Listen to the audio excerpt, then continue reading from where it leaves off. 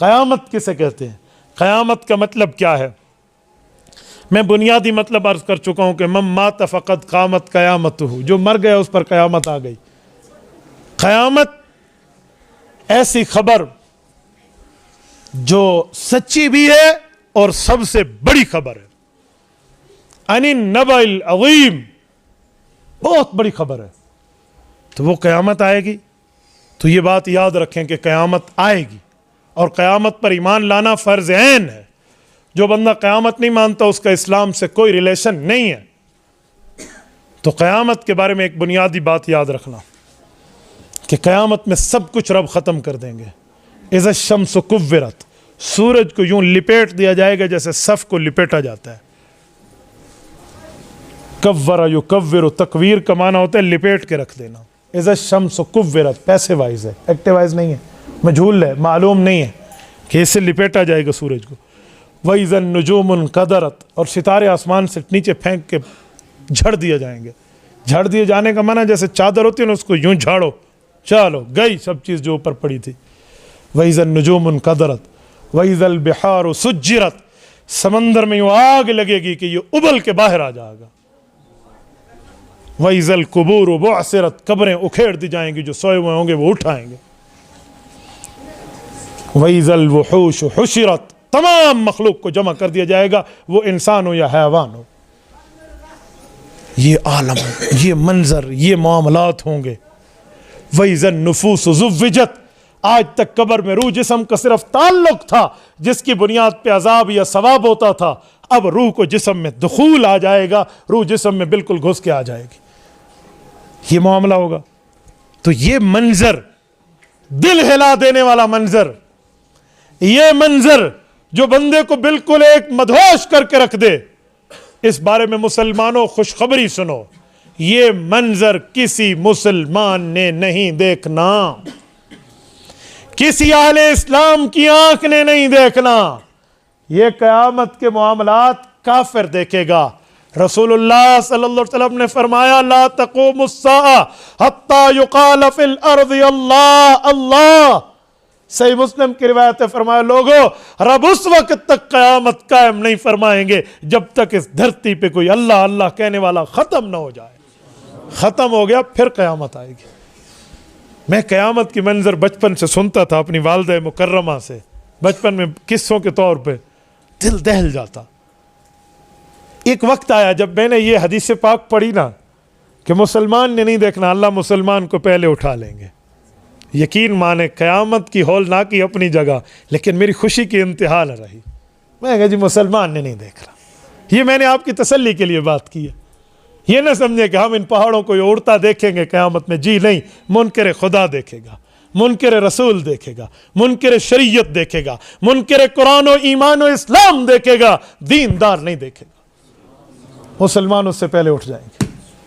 और इससे पता चला कि यह धरती बनी मुसलमान के लिए, यह धरती बनी अल्लाह की इबादत के लिए, इस कायनात को वजूद मिला अल्लाह की रजा के लिए। जब रजा लिल्लाह खत्म, इबादतुल्लाह खत्म, अल्लाह की बंदगी और परस्तिश खत्म, तो यह कायनात भी खत्म।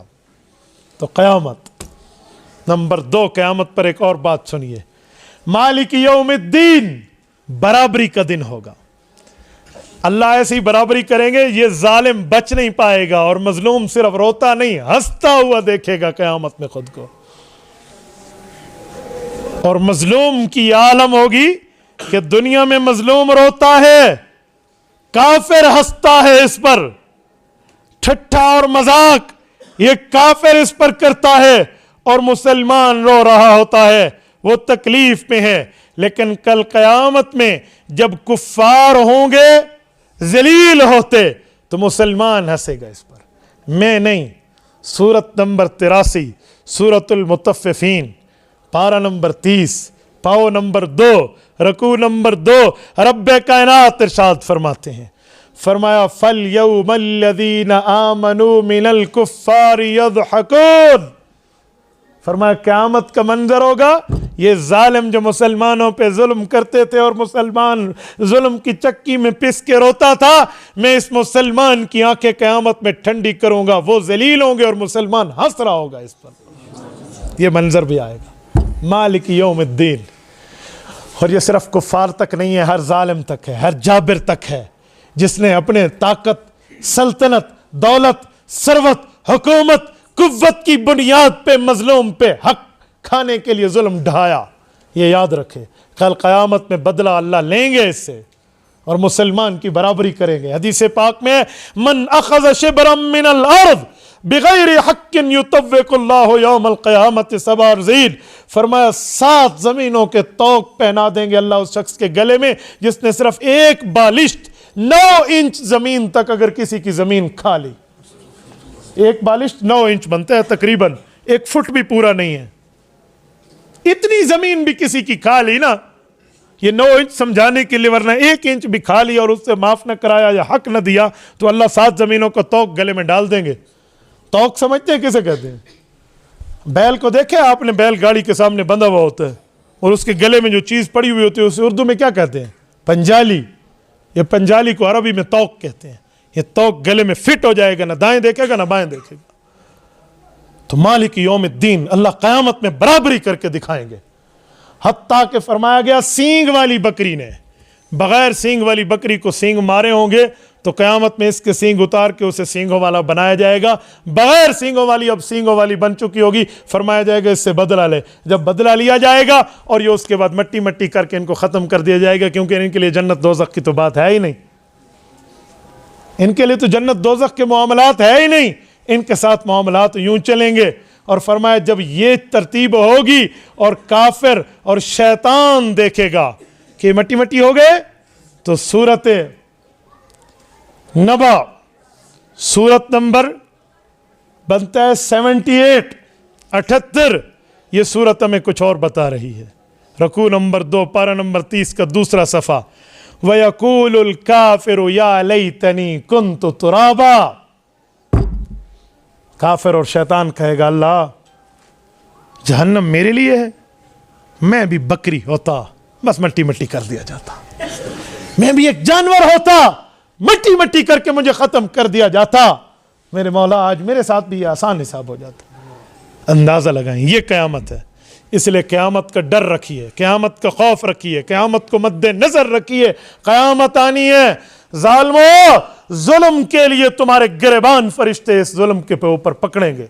वरना दुनिया में जो जुल्म किया, आज मजलूम का हक उसे दे दो, उससे माफी तलाफी करा लो। माँ बाप का दिल दुखाया, उससे माफी मांग लो।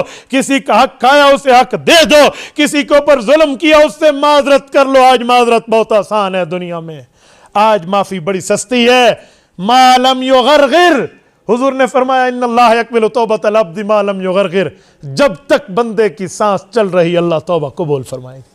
जब सांस इधर पहुंच गई गले में और गरगरा शुरू हो गया, सकरातुल मौत की इब्तिदा हो गई, अब कोई तौबा नहीं है।